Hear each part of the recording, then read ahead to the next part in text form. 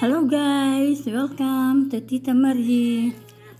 Yan, pili na kayo ng mga gusto nyong prutas.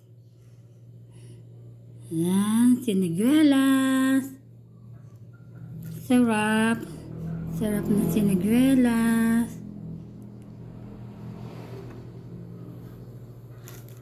Mango.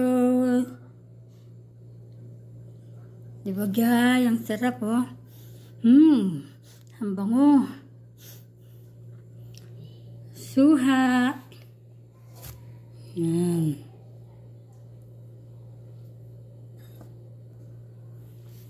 Saging. Yan, hindi pa masyadong hinog yung binili ko. Maya-maya hinog na to. Yan. Ito, medyo malambot na to. Pwede nang kainin to. Yan ang mga prutas ni Tita Marie. Diba guys? Sarap. Okay, salamat. Bye bye guys.